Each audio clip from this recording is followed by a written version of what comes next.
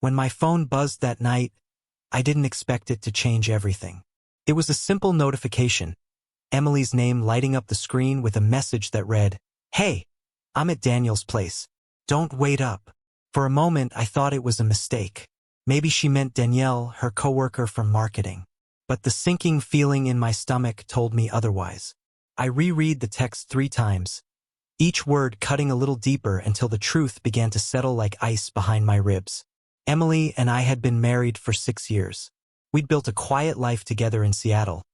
A small apartment with creaking floors, 2 coffee mugs that never matched, and a cat that only loved her.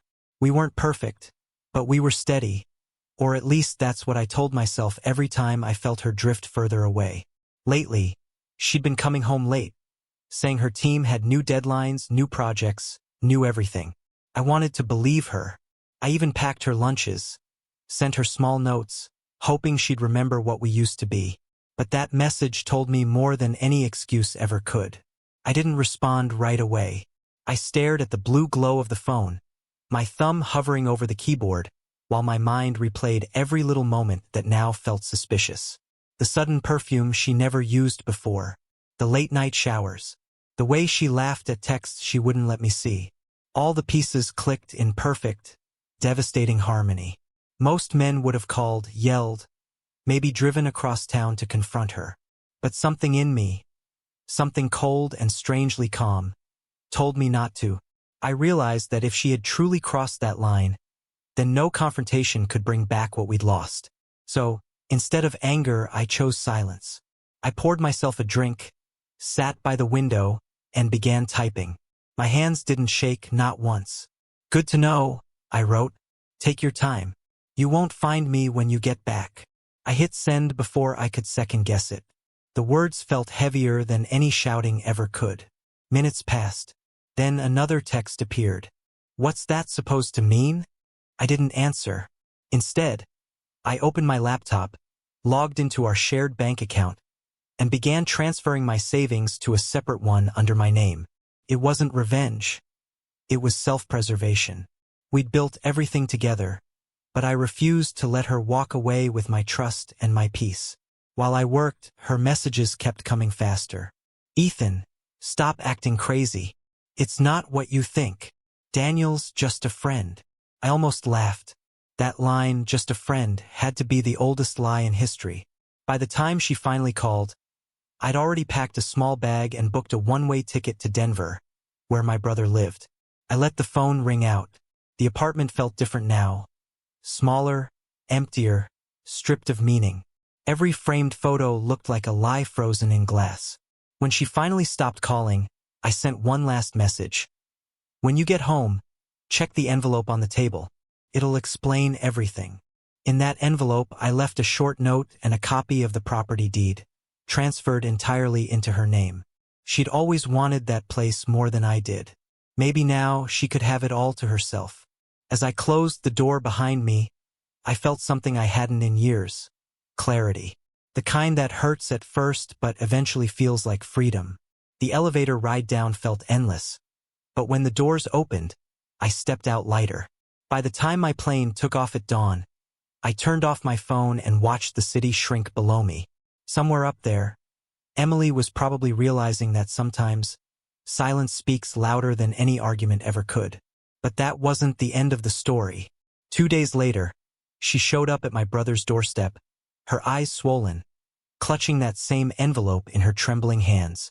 And when she finally spoke, her voice broke into something between guilt and desperation. She stood at the door like someone who'd seen a ghost. My brother, Matt, opened it before I could. Emily's eyes were red, her hair tied in the same careless bun she wore when she was too tired to pretend anymore.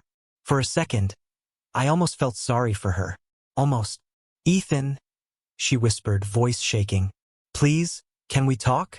I stepped aside, letting her in. She looked around the living room. Quiet, unfamiliar, stripped of everything she once controlled. I noticed how she avoided my eyes, how her fingers fidgeted with the strap of her purse. "I made a mistake," she began, the classic opening line. "It's not what you think." I didn't respond. I just sat down across from her, waiting, People reveal more in silence than in interrogation. She took a deep breath. Daniel is just a coworker. We were working late and I didn't mean to text you like that. It sounded worse than it was.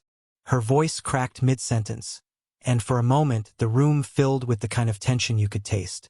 I reached into my pocket, pulled out my phone, and placed it on the coffee table. "Read it again," I said. "Then tell me if you'd believe that explanation." She glanced at the screen, and I saw it, the flicker of guilt she couldn't mask. The truth was already written all over her face. "Ethan, please," she whispered. "I was lonely. You were always working, and I needed someone to talk to." I leaned back, the irony of her words almost comical. "So you found comfort in another man's house?" Her eyes filled with tears. "It wasn't like that. It never is," I said quietly. She started crying harder, saying she wanted to fix things, that we could go to counseling, that she'd change. But what she didn't realize was that the version of me who would have believed her didn't exist anymore. I let her speak until the apologies began to repeat like broken records.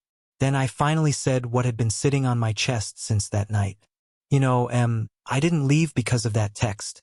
I left because somewhere along the way you stopped being my partner. You stopped looking at me the way you used to. You stopped trying. That text just confirmed what I'd already known. You were gone long before you packed your bags." She froze. "The truth doesn't shout. It lands like a quiet explosion."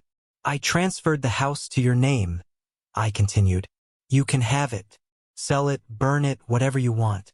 Consider it my last gift to a marriage that died on its own." Her mouth opened, but no words came out. She'd expected rage, maybe screaming, not indifference. Indifference cuts deeper. It tells you the person has truly moved on. I stood up, grabbed my coat, and walked to the door. She followed, desperate. "Ethan, please don't do this. I'll do anything." I turned to her, meeting her eyes one last time. "You already did everything, Emily. That's the problem." When I left her standing there, I didn't feel victorious. I felt free, like I'd just stepped out of a fire I'd been living in without realizing it was burning me. For weeks, she tried reaching out, calls, emails, even letters through Matt. But I never replied. The silence she once gave me became her own reflection. A month later, I received one final message from her number. "I finally understand what you meant. Losing you hurt more than I thought it would. I hope you find peace, even if it's not with me." I didn't reply, not out of spite, but because sometimes closure doesn't come from words, it comes from distance. Years later, when I bought a small house in Denver, I hung no wedding photos, no mementos, no reminders. Just a quiet life built on lessons learned the hard way. People say revenge is sweet. But for me, it wasn't revenge that turned her world upside down. It was calm. The kind of calm that comes from walking away instead of fighting to be understood. And somewhere out there, I like to think Emily finally realized that the moment she sent that text, she didn't just lose her husband. She lost the one person who would have forgiven her before anyone else ever could.